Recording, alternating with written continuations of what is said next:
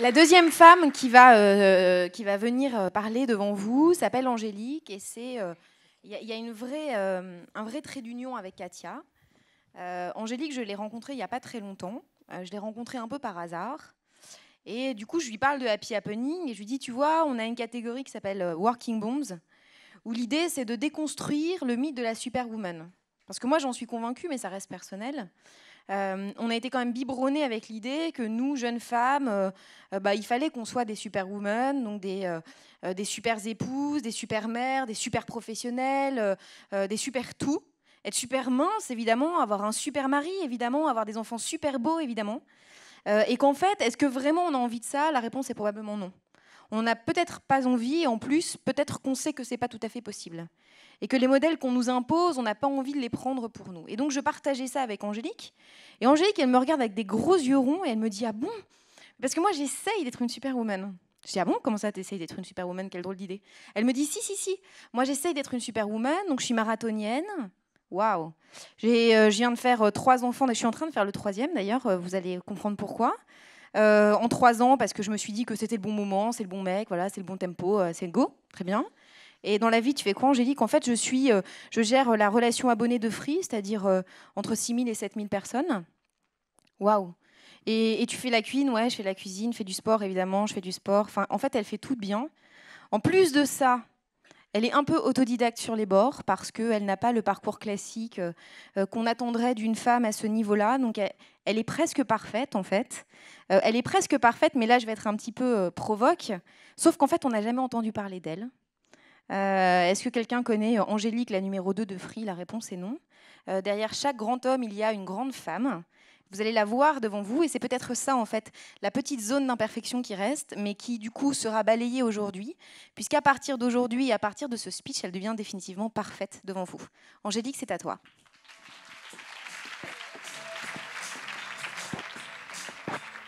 Bonjour à tous. J'arrive sur cette scène un petit peu rouge. Merci beaucoup pour tous ces éloges. Je suis ravie de m'adresser à vous sur cette scène du Happy Happening. Je suis Angélique Gérard. Comme vous l'a dit Emmanuel, je suis autodidacte à l'origine. Et je suis dirigeante historique au sein du groupe Iliad. Iliad, c'est donc Free Mobile. Et Alice. Je suis présidente de 9 filiales que j'ai créées au sein de ce groupe et qui totalisent aujourd'hui un petit peu plus de 6 000 salariés. Au sein du groupe, on a 7 500 salariés. Ça vous donne un petit peu le poids de la masse salariale des sociétés que je gère. Et puis, concrètement, mon job, c'est quoi? Eh bien, c'est de concevoir l'expérience client, c'est-à-dire de la phase d'acte d'achat, d'accompagner nos abonnés sur les différents cycles de vie, et puis également de faire en sorte que la phase de rupture n'arrive jamais, c'est-à-dire la résiliation, puisque avant tout, notre objectif, c'est de fidéliser. Alors, j'ai un parcours effectivement assez spécial, je reviendrai dessus juste après. J'ai également un petit peu ce côté entrepreneur, donc j'ai une petite anecdote à partager avec vous, je ne vais pas trop vous développer parce que je rentrerai dans un sujet très technique pour vous expliquer ce que j'ai fait. Mais en 2003, j'identifie un besoin que nos abonnés nous présentent au téléphone. Et je dis à Xavier Niel, qui est mon boss, voilà Xavier, ce qu'il faudrait qu'on fasse, une boutique en ligne parce que nos abonnés, ils ont besoin d'un accessoire pour se connecter à Internet qui s'appelle un filtre ADSL. Xavier me dit, non mais Angélique, attendez, c'est pas du tout notre job.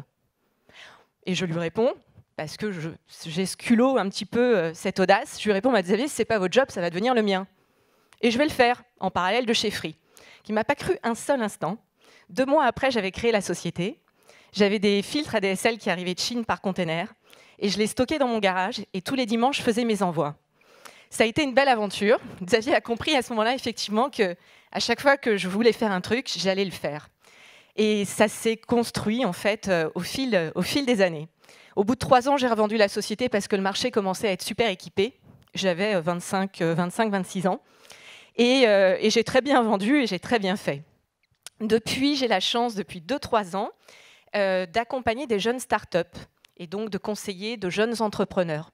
C'est assez amusant parce que je me rends compte, en fait, depuis quelque temps, que j'accompagne beaucoup plus de jeunes entrepreneurs aux côtés desquels je n'ai pas investi que réellement ceux aux côtés desquels j'ai investi. Donc, c'est assez drôle comme rapport. Et puis, j'ai la chance également, depuis 2 ans, de faire partie d'un classement. et je ne vous en parle pas pour m'en vanter, mais pour vous expliquer quelque chose qui, je pense, commence à devenir important, parce que le monde est en train de changer, de se transformer, d'évoluer. Et je suis dans un classement qui s'appelle les 100 leaders économiques de demain, de moins de 40 ans. Et je suis dans le top 15 de ce classement, dans le top 5 féminin. Pourquoi je vous en parle? Parce que voir une autodidacte sur ce classement, c'est très rare. Il est composé majoritairement d'énarques. Il y avait très peu de femmes, et aujourd'hui, en plus, il y a des femmes qui n'ont pas forcément choisi des voies classiques, comme moi. Et c'est pour ça que je souhaitais effectivement vous le dire, parce que dans les années qui viennent, je pense qu'on va être de plus en plus nombreuses dans ce classement. En tous les cas, moi, j'aurai plus de 40 ans, donc je n'aurai plus ma place. Mais sans doute, parmi vous, il y aura effectivement plein de jeunes femmes qui auront une belle expertise, de belles compétences, de belles qualités professionnelles. Alors, Working Bombs, je me suis dit, mais qu'est-ce que je peux vous apporter? Qu'est-ce que je peux bien vous dire qui pourrait vous intéresser? Et puis ça m'a interpellée, Working Bombs, parce qu'en réalité, vous voyez, dans cette rubrique, Working Bombs, il y a très très peu d'hommes qui interviennent. On est majoritairement des femmes à venir vous parler. Ce qui veut dire que ce n'est pas naturel, en fait, pour les femmes. Ça l'est pour les hommes d'être Working Bomb. Ça l'est de réussir, ça l'est effectivement de faire de belles carrières. Et puis les femmes, c'est beaucoup plus rare. Donc, on a encore besoin d'être mises à l'honneur. Et mon message va aussi s'adresser aux hommes. Ils sont assez peu nombreux dans la salle. Très peu nombreux, non? C'est pas très viril comme réponse, hein? Voilà. Donc, messieurs, vous n'êtes pas très nombreux. Le sujet est lourd à porter. C'est que, finalement, vous avez une fonction énorme pour nous permettre d'être légitimes. Notamment nos compagnons, nos partenaires de vie. Moi, par exemple, je n'ai pas choisi, bien que... Comme toutes les nanas, à un moment donné, ça m'a tenté. Je n'ai pas choisi de partager ma vie avec un bad boy. Vous savez, le bad boy, c'est celui qui vous utilise pour briller, mais qui ne vous fera jamais briller. Non, moi, j'ai choisi plutôt un mec avec lequel je construis une vie de famille qui a de grandes valeurs et pour qui la notion de couple égalitaire est importante. Donc, un couple égalitaire, c'est quoi? C'est quand l'égalité existe à la maison. Et puis, il y a une étude extrêmement sérieuse qui dit que, finalement, les couples égalitaires s'entendent beaucoup mieux dans tous les domaines. Il y a même un point particulier qui est cité sur cette étude extrêmement sérieuse, qui dit que les hommes qui font plus la lessive font aussi plus l'amour. Alors, messieurs et mesdames, il faut effectivement éclore. N'en abusez pas trop, mais je vous assure que c'est très vrai. Alors, mon parcours est un peu atypique. Il y a quelques années, je me suis remise en question et je me suis dit, mais finalement, qu'est-ce que je cherche? Qu'est-ce qui me motive au quotidien? Est-ce que finalement, c'est ce désir d'être première en tout? Non. Concrètement, je n'ai pas envie d'être première en tout. Ce n'est pas du tout ce qui m'a motivée. Et puis, j'ai compris en fait que j'avais été conditionnée, à toute petite fille, à vouloir faire plaisir à mes parents, à satisfaire mes parents. C'est parti de là. Et quand j'ai commencé à travailler, j'ai eu envie, effectivement, d'avoir de bons résultats et que mon boss soit fier de moi. Et j'en suis revenue, parce que finalement, je me dis, mais tout ce travail que j'ai accompli, je me le dois, personnellement. Je ne lui dois rien à lui. On se doit mutuellement sur tout ce qu'on a accompli. Et ça, effectivement, je pense que c'est un point important de se dire qu'à un moment donné, il faut sortir des sentiers battus, il faut aller au-delà de ses peurs, il faut aller au-delà de ses doutes, et il faut avancer. Mais ça n'a pas toujours été aussi simple pour moi. Ça n'a pas été aussi simple parce que quand vous êtes autodidacte, à un moment donné, vous êtes rattrapé. Et j'ai été rattrapée. Alors quand? Je devais avoir 27, 28 ans. Et j'ai été désignée par Xavier Niel pour représenter Free sur des tables rondes ministérielles. Et là, j'ai été victime de ce qu'on appelle un sentiment d'imposture. Vous savez, c'est cette frustration où vous vous dites, mais finalement, je ne suis pas à ma place. Je ne suis pas à ma vraie place. Et peut-être que quelqu'un d'autre, à ma place, ferait bien mieux que moi. Quand vous pensez à quelqu'un d'autre, vous vous dites, un homme ferait peut-être bien mieux que moi.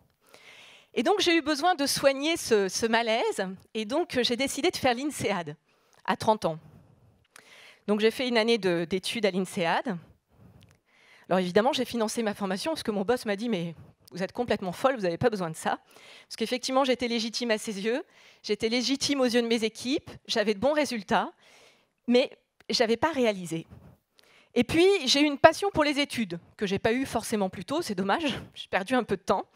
Et donc, après l'INSEAD, j'ai fait HEC, et après HEC, j'ai rempilé par une année d'études en faisant l'Institut multimédia à Normal Sup. Bon, ok, après 3 ans d'études, pas de vacances, en gérant une croissance très forte chez Free en parallèle, je me suis sentie mieux, je me suis sentie soulagée, je me suis sentie légitime. Je me suis dit, oui, c'est normal, finalement, je suis à ma place. 3 ans quand même, hein, j'aurais été chez le psy, ça m'aurait coûté moins cher, ça aurait été plus rapide, et j'aurais été peut-être plus efficace plus rapidement. Mais bon, parfois, voilà, on prend un petit peu de temps. Donc voilà un petit peu sur mon parcours. Ce que je souhaitais également vous dire, c'est que quand on a un sentiment de sous-estimer, en tous les cas, je m'adresse à ces personnes qui peuvent avoir ce sentiment parfois, qui peuvent avoir peur de prendre la parole, peur de s'asseoir à une table de négociation, peur de demander une augmentation.